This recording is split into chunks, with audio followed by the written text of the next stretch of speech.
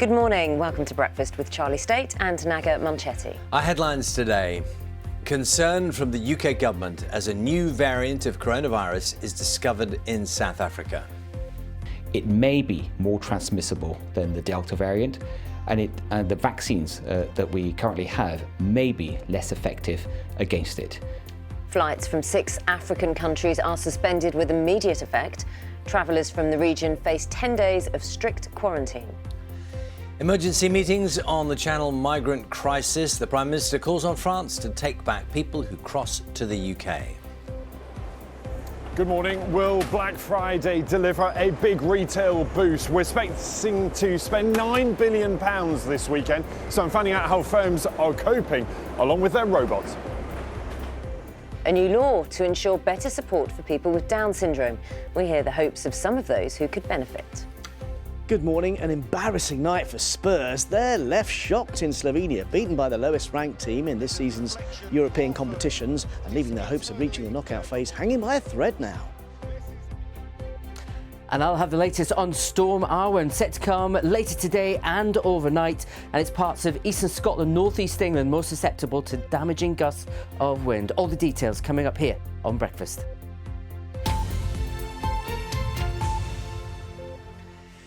Good morning. It's Friday, the 26th of November. Our main story this morning, several southern African countries have been placed on the travel red list amid warnings of a new coronavirus variant of serious concern. Scientists fear it could be more transmissible and better able to evade vaccines, although only a small number of cases have so far been confirmed in Africa, none in the UK.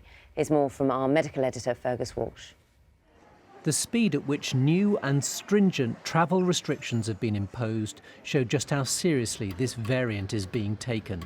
Between 500 and 700 travellers arrive in the UK from South Africa every day.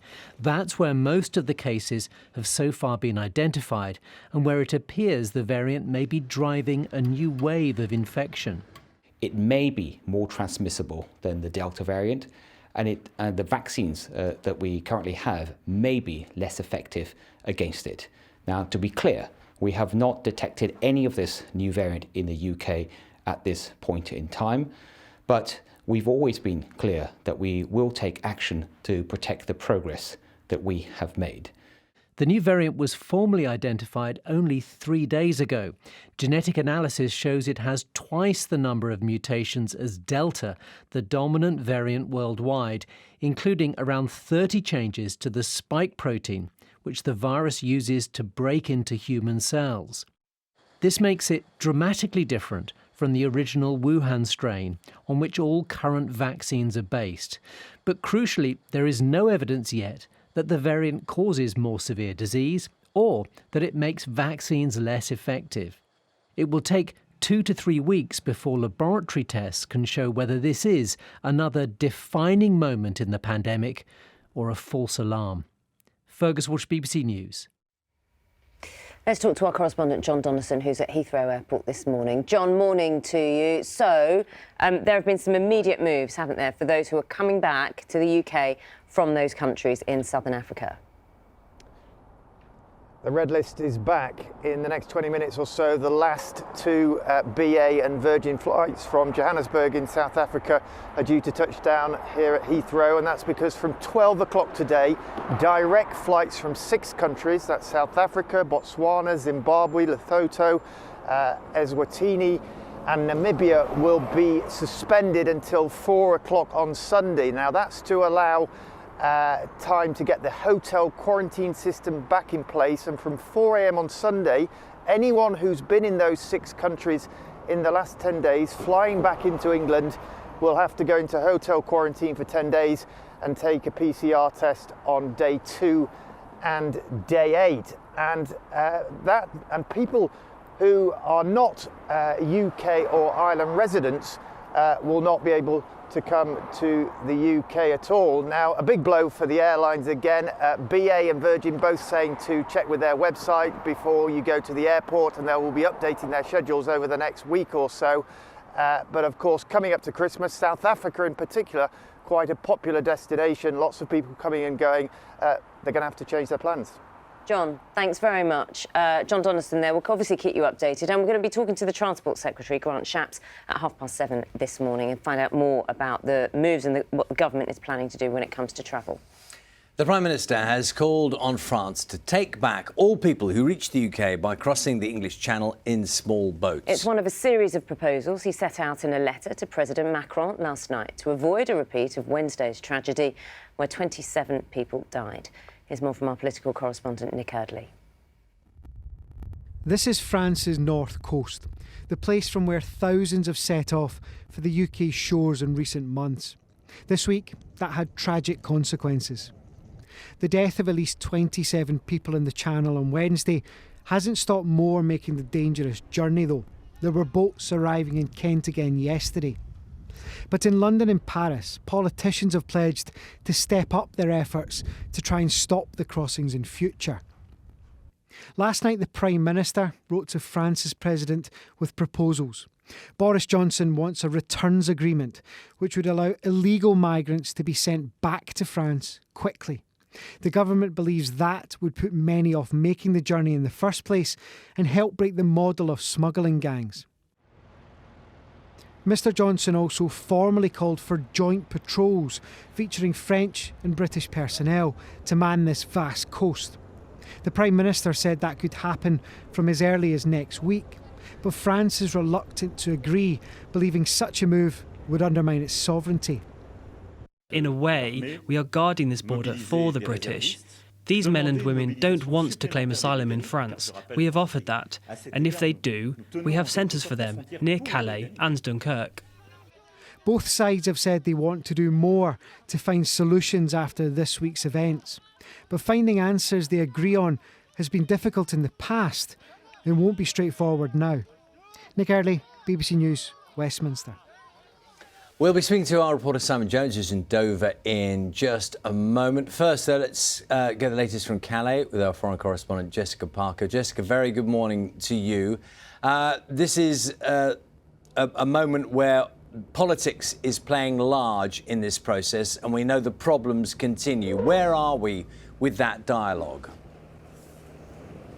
Yeah, good morning from a very blustery Calais. Well, British officials are going to meet with French officials today in France to try and get those face-to-face conversations going. And then the Home Secretary, Priti Patel, is also coming here to meet her French counterpart on Sunday. So dialogue is happening. The big question, of course, is what can they actually agree?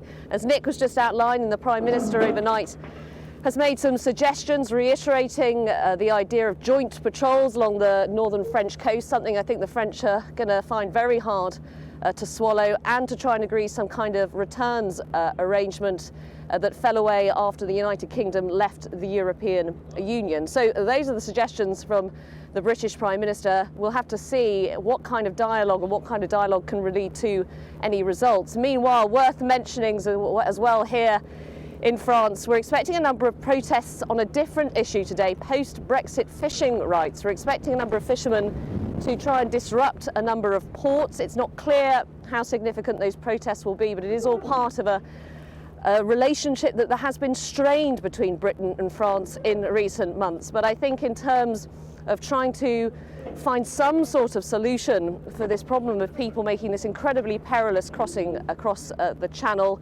politicians will be under real pressure and feel real pressure to try and find some kind of solutions.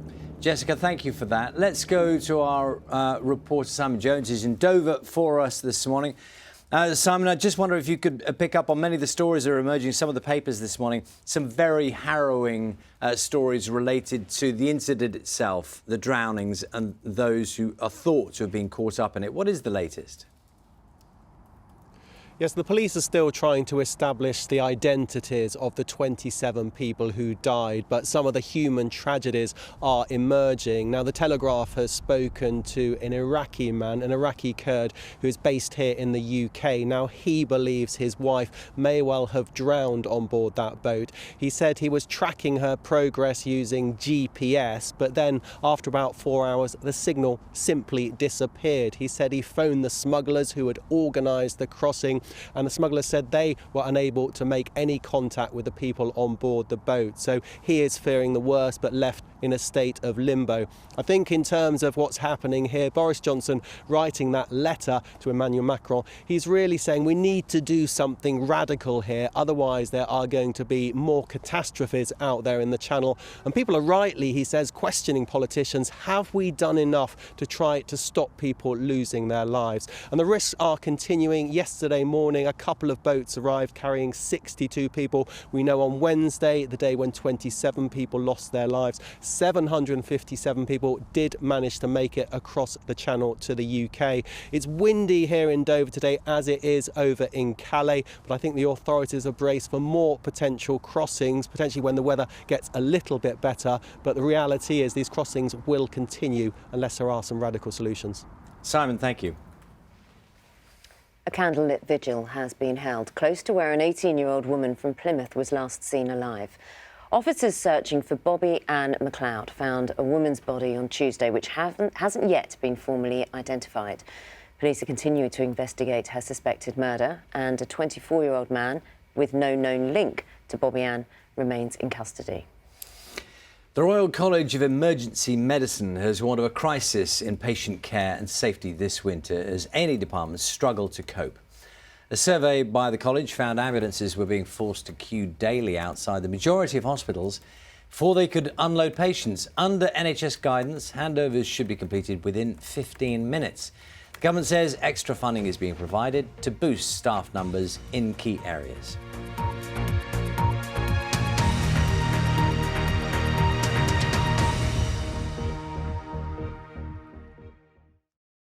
See the headlines as they happen and watch BBC News live in the app and get the full story with bbc.co.uk/news. Follow the story for all the latest with BBC News.